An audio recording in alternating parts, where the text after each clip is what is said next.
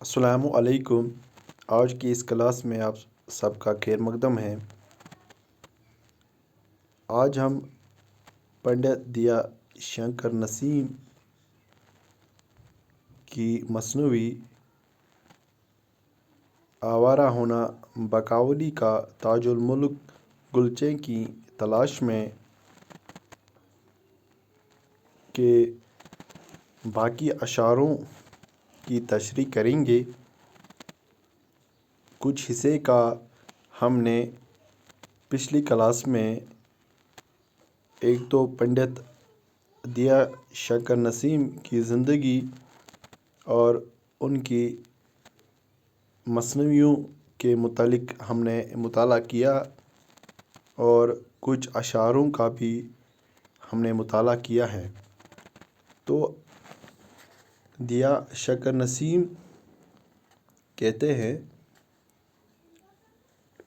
جو یہ آوارہ ہونا بقاولی کا تاج الملک گلچین کی تلاش میں کہتے ہیں کہ پتا بھی پتے کا جب نہ پایا، کہنے لگے کیا ہوا خدایا۔ کیا کہتے ہیں دیا شنکر نسیم اس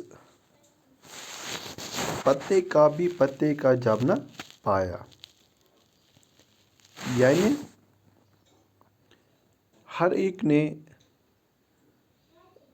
جب پھول باغ سے غائب ہو جاتا ہے تو ہر ایک ڈھونڈنے نکلتا ہے کہ یہ پھول گیا تو گیا کہاں۔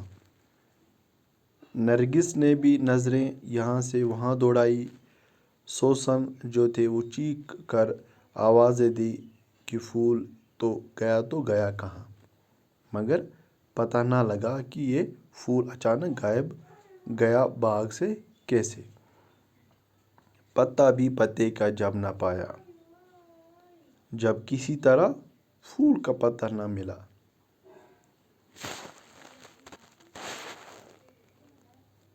تو بقاولی پریشانی کی حالت میں کہنے لگی کیا ہوا خدایا، یعنی پریشانی حالت میں کہنے لگی اے خدایا یہ میرے ساتھ کیا ہوا کہ یہ پھول کیسے غائب ہو گیا باغ سے۔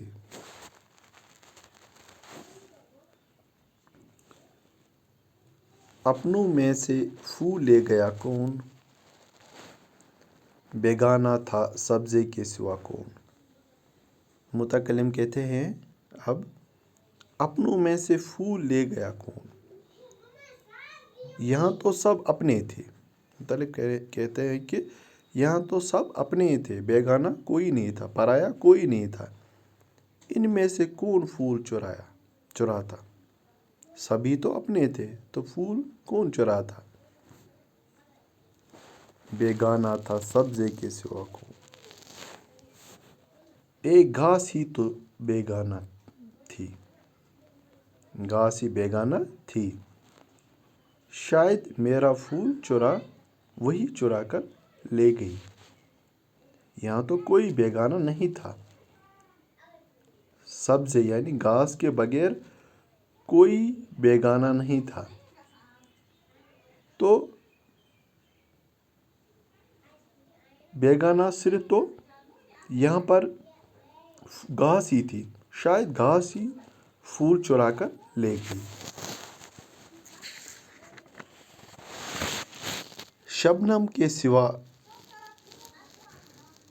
چرانے والا، اوپر کا تھا کون آنے والا۔ شبنم کے سوا چرانے والا۔ متکلم پھر کہتے ہیں کہ یہاں سوائے شبنم کے کوئی بھی اوپر سے آنے والا نہ تھا۔ شبنم کے سوا چرانے والا یعنی اوپر سے کوئی آنے والا نہیں تھا۔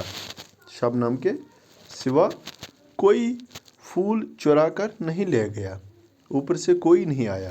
اوپر کا تھا کون آنے والا، یعنی اوپر سے کوئی آنے والا نہیں تھا جو میرا پھول چرا کر لے جاتا ہے۔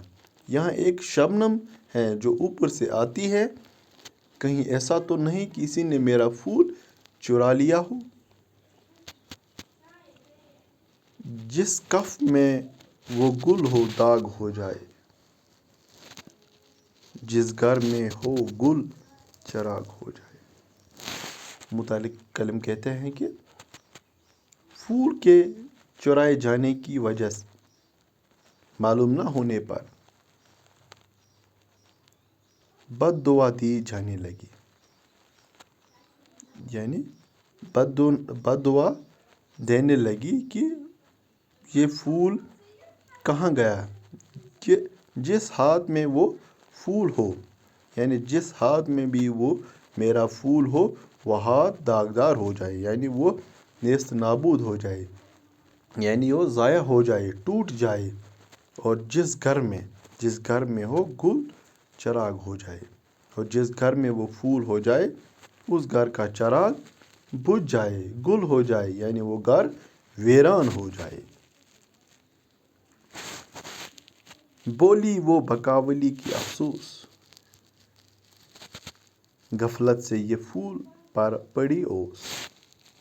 متکلم کہتے ہیں کہ بقاولی بولی کہ نوکرانیوں کی لاپرواہی، بولی وہ بقاولی کی افسوس، غفلت سے یہ پھول پر پڑی اوس، یعنی نوکرانیوں کی غفلت کی وجہ سے پھول چرایا گیا اور یہ بے رونق ہو گئی، یعنی باغ بے رونق ہو گیا۔ پھول اپنی جگہ نہ ہونے کی وجہ سے سارے باغ میں بے رونقی پھیل گئی۔ اوس پڑھنا محاورہ ہے جس کے معنی بے رونقی ہونا ہے، یہاں پر یہ محاورے کے طور پر استعمال ہوا ہے۔ اوس آنکھوں سے عزیز گل میرا تھا، پتی وہی چشم حوض کی تھا۔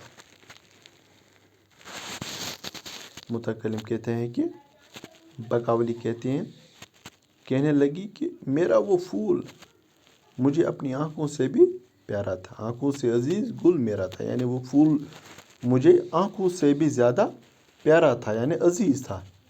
پتی وہی چشم حوض کی تھا، وہ پھول تو حوض کی بھی آنکھ کی پتی کی طرح تھا، یعنی بہت ہی خوبصورت تھا وہ پھول۔ نام اس کا صبا نہ لیتی تھی میں، اس گل کو ہوا نہ دیتی تھی میں۔ بقاولی کہتی ہیں اے صبا، بقاولی صبا سے مخاطب ہو کر کہتی ہیں اے صبا، یہ گل مجھے اس قدر عزیز تھا کہ میں اس کا کسی کے سامنے نام بھی نہ لیتی تھی۔ اب صبا سے یہاں مخاطب ہو کر متکلم کہتے ہیں کہ میں اس پھول کا ذکر کسی سے نہیں کرتی تھی، یعنی کسی سے اس کا ذکر بھی نہیں کرتی تھی، اور اسے ہوا بھی نہ لگنے دیتی تھی میں، اس گل کو ہوا نہ دیتی تھی میں، یعنی میں اس پھول کو ہوا لگنے نہیں دیتی، یعنی کسی کے سامنے نہ ذکر کرتی تھی نہ اسے ہوا دیتی تھی۔ گھنچے کا جو ہائے ہاتھ ٹوٹا، گھنچے کے بھی منہ سے کچھ نہ پھوٹا۔ متکلم کہتے ہیں کہ اس ہاتھ کا ٹوٹ جائے جس نے میرا پھول توڑا ہے، وہ ہاتھ ٹوٹ جائے۔ گل چین کا جو ہاتھ ٹوٹا، یعنی جس نے میرا پھول چرایا اس کا ہاتھ ٹوٹ جائے۔ گھنچے کا بھی منہ سے کچھ نہ پھوٹا، اور اگر کلی نے پھول کو توڑتے دیکھا تو کیوں نہ ہو کچھ بولی، تو وہ کیوں کچھ نہ بولی، وہ تو چڑھتی رہتی ہے، پھر پھول چوری ہوتے وقت کیوں اس نے کچھ نہ بولا، یعنی کلی نے پھر پھول چرانے کے وقت کچھ کیوں نہیں بولا، کیا وہ بھی سو گئی تھی، یعنی وہ کلی بھی کیا سو گئی تھی۔ گل چین کا جو ہائے ہاتھ ٹوٹا، یعنی جس نے اس پھول کو چرایا اس کا ہاتھ ٹوٹ جائے۔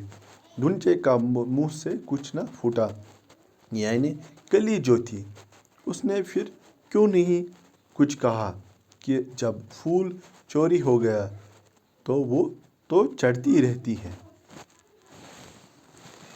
اور کھار پڑا نہ تیرا چنگل، مشقیں کس لی نہ تو نے سنبل۔ بقاولی کانٹوں سے مخاطب ہوتی ہے، اور کھار پڑا نہ تیرا چنگل، کانٹوں سے یہاں پر بقاولی مخاطب ہو کر کہتی ہیں کہ اے کانٹوں، تم نے کیوں نہ چور کو اپنے چنگل میں پھنسایا؟ اگر تم ایسا کرتے تو وہ پھول نہ توڑ پاتا۔ اے سنبل، تم نے اپنے لمبے لمبے بالوں سے اس کی مشقیں کیوں نہ کسی، یعنی اسے کیوں نہ باندھ کے رکھا؟ اور باد صبا ہوا نہ ہلتا، خوشبو ہی سونگ پتہ نہ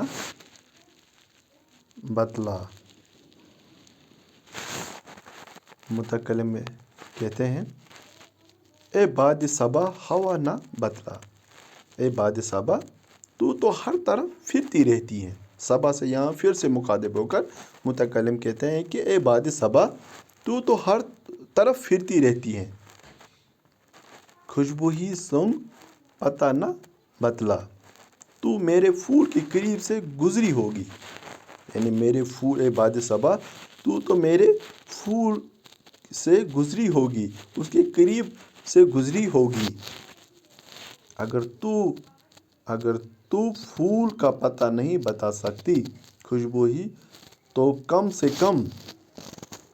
سے کم اس پھول کی خوشبو ہی مجھ تک پہنچا دے۔ اگر پتہ بھی نہیں بتا سکتے، خوشبو ہی سونگ پتہ نہ بتاتے، اگر پتہ بھی نہیں بتاتے کہ یہ پھول کہاں گیا، کس نے چرایا۔ یہاں پر باد صبا سے پھر سے مخاطب ہو کر یہاں پر کہتے ہیں کہ اگر آپ نے پھول کو نہیں دیکھا، مگر خوشبو اگر تک آپ نے سونگھی ہوگی تو وہی مجھ تک پہنچائی ہوتی۔ بلبل تو چہک اگر خبر ہے، بلبل تو چہک اگر خبر ہے، گل تو ہی مہک بتا کدھر ہے۔ متکلم کہتے ہیں کہ اے بلبل، یہاں آپ بلبل سے مخاطب ہو کر کہتی ہیں اے بلبل تو ہی چہک کر بتا دے کہ میرا پھول کہاں ہے۔ آپ کو خبر ہوگی، کیا تجھے بھی کچھ خبر نہیں؟ گل تو ہی مہک بتا کدھر ہے، تو پھولوں کے عاشق کے طور پر جانا جاتا ہے۔ اے میرے پیارے کھوئے ہوئے پھول، تو خود ہی مہکنا شروع کر دے تاکہ میں جان پاؤں کہ تو کہاں ہے۔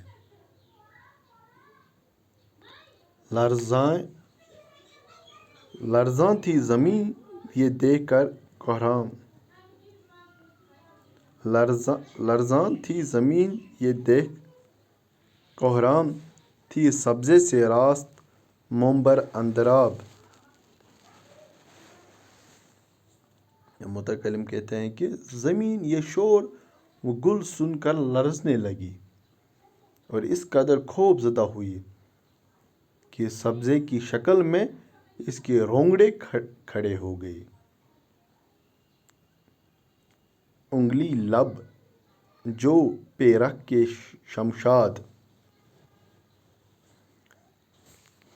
تھا دم بخود اس کی سن کے فریاد۔ متکلم کہتے ہیں کہ شمشاد کا درخت بقاولی کی فریاد سن کر دم بخود تھا، یعنی وہ چپ ہو گیا اور حیران تھا کہ یہ کیا ہوا، یہ پھول کہاں گیا تو یہ گیا کہاں۔ جو نخل تھا سوچ میں کھڑا تھا، جو برگ تھا ہاتھ مل رہا تھا۔ متکلم کہتے ہیں کہ جو نخل تھا سوچ میں کھڑا تھا، باغ میں جتنے پیڑ تھے وہ پھول کے غائب ہو جانے پر سوچ میں کھڑے تھے۔ یعنی جب ہم باغ میں جاتے ہیں کہ متکلم نے یہاں پر پھول کو ایک سوچ میں، یعنی ایک درخت کو کہا کہ درخت سوچ میں پڑا ہے. وہ پھول کے غائب ہونے پر سوچ میں کھڑے تھے. یعنی یہ درخت جو تھے یہ پھول کے غائب ہونے پر سوچ میں کھڑے تھے کہ یہ آخر کس نے چورا ہے یہ پھول. یعنی ویسا لگ رہا تھا باغ میں کہ جو باغ ہیں، جو درخت ہیں، وہ سوچ میں پڑے ہیں کہ یہ پھول کہاں گیا. اور ہر ایک پتا ہاتھ مل رہا تھا. یعنی ہر ایک پھول کا پتا ہاتھ، جیسے عورتیں جب کسی کی وفات ہوتی ہیں یا کوئی سانیہ پیش آ جاتا ہے تو اس وقت عورتیں اپنے ہاتھ ملتی ہیں. یعنی یعنی وہ اپنا سینہ پیٹتی ہیں یا ہاتھ ملتی ہیں کہ یہ کیا ہوا، یہ حادثہ کیسے پیش آیا. اسی طرح وہ پتے بھی اپنے، یہاں پر پتوں کے ہلنے کو ہاتھ ملنا کہا گیا ہے شاعر نے. رنگ اس کا غرض لگا بدلنے، گبرک سی کیف لگی وہ ملنے. متکلم کہتے ہیں کہ بقاولی کا ایک رنگ آ رہا تھا، ایک جا رہا تھا. یعنی رنگ اس کا غرض لگ بدلنے، یعنی بقاولی کے چہرے کا رنگ کبھی زرد ہوتا تھا، کبھی پیلا ہو جاتا تھا. یعنی وہ تبدیل ہوتا رہتا تھا. کس وجہ سے؟ اسی پریشانی کی وجہ سے کہ یہ پھول باغ سے کیسے غائب ہو گیا. وہ بہت بے چین تھی اور ہاتھ مل رہی تھی. بدلے کی انگوٹھی ڈھیلی پائی، دستاویز اس کے ہاتھ آئی. جب بقاولی اپنا ہاتھ ملنے لگی تو ہاتھ ملتے بقاولی نے دیکھا اس انگلی میں جو ڈھیلی انگوٹھی ہے وہ اس کی اپنی نہیں ہے. یعنی جب وہ اپنے ہاتھ مل رہی تھی تو اس کو لگا کہ جو انگلی اس کے انگلی میں انگوٹھی جو ہے وہ اس کی نہیں ہے. اس پر اسے یہ ثبوت ملا کہ جس نے انگوٹھی بدلی ہے اسی نے پھول بھی چرایا ہوگا. خاتم تھی نام کی نشانی، خاتم تھی نام کی نشانی، انسان کی دشت براں جانی. متکلم کہتے ہیں کہ خاتم تھی نام کی نشانی، انگوٹھی پر شہزادے کا نام درج ہے. خاتم تھی نام کی نشانی، یعنی جو انگوٹھی تھی اس پر شہزادے کا نام لکھا تھا. انسان کی دست بردہ جانی. اس طرح بقاولی کو معلوم ہوا کہ چور کون ہے. ہاتھوں کو ملا کہا کہ حیات، ہاتھوں کو ملا کہا کہ حیات، خاتم بھی بدل گیا بد ذات. یعنی متکلم کہتے ہیں کہ ہاتھوں کو ملا کہا کہ حیات، بقاولی ہاتھ مل کر کہنے لگی کہ وہ بد ذات. خاتم بھی بدل گیا وہ بد ذات، وہ بد ذات میری انگوٹھی بھی بدل کر لے گیا ہے. ہائے کس قدر افسوس اور دکھ کی بات ہے کہ خاتم نے میری انگوٹھی، یعنی شہزادے نے میری انگوٹھی بدلی بھی ہے اور پھول بھی چرا کر باغ سے لے گیا ہے.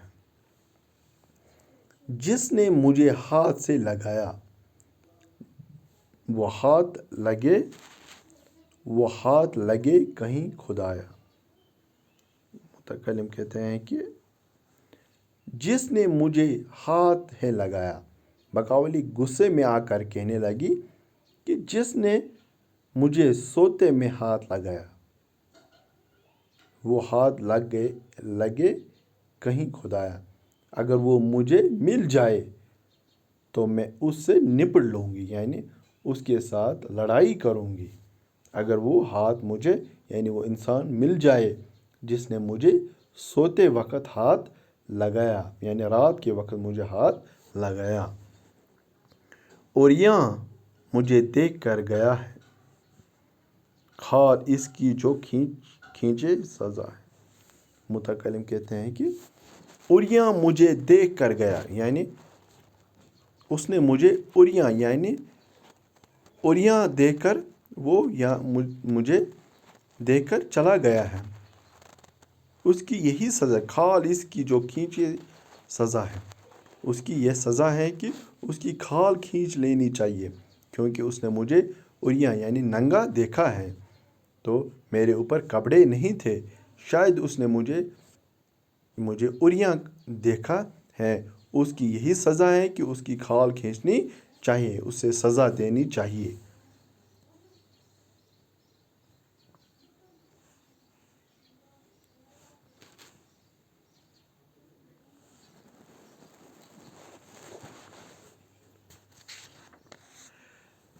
یہ کہہ کے جنوں میں ہو غضبناک،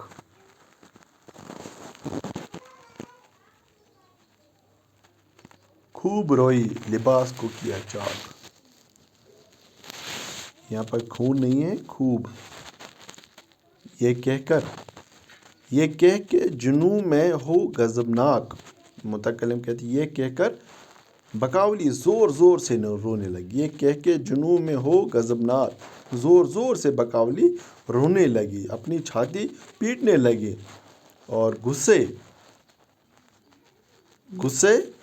اور پریشانی کی وجہ سے اپنا لباس پھاڑ دیا، یعنی اپنا لباس گریبان کو چاک کیا اور روتی تھی۔ گل کا سا لہو برا گریباں، سبزے کا سا تار داماں۔ متکلم کہتے ہیں کہ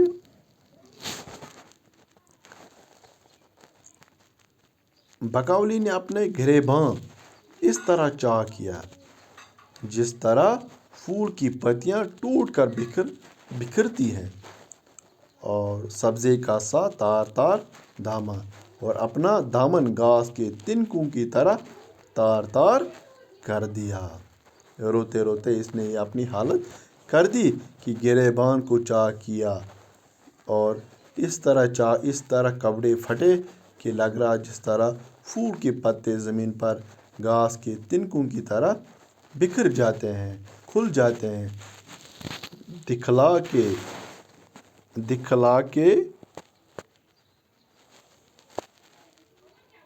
دکھلا کے کہا سمن پری کو، اب چین کہاں بقاولی کو۔ متکلم کہتے ہیں دکھلا کے کہا سمن پری کو، اور چین کہاں بقاولی کو۔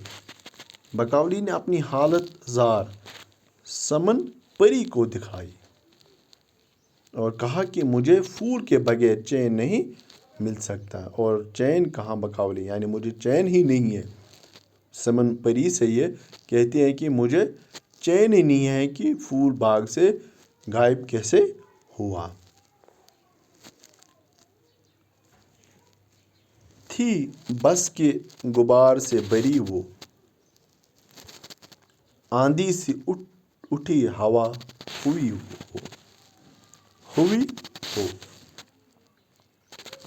وہ۔ چونکہ سمن پری پہلے سے ہی اس ماجرے سے واقف تھی، یعنی اس حالت سے واقف تھی، اور بقاولی کی حالت دیکھ چکی تھی، اس لیے وہ آندھی کی سی تیزی کے ساتھ اڑی اور پھول کی تلاش میں ہوا ہو گئی، یعنی وہ چلے گئی پھول کو ڈھونڈنے۔ کون؟ سمن پری۔ کہتی تھی پری کہ اڑ کے جاتی، گھنچے کا کہیں پتہ لگاتی۔ متکلم کہتی تھی پری کہ اڑ کے جاتی۔ سمن پری سوچ رہی تھی کہ میں اڑ کر گئی ہوتی اور پھول چرانے والے کا پتہ لگایا ہوتا۔ غنچے کا کہیں پتہ میں نے یعنی پھول چرانے والے کا پتہ میں نے لگایا ہوتا اگر میں اڑ کر گئی ہوتی۔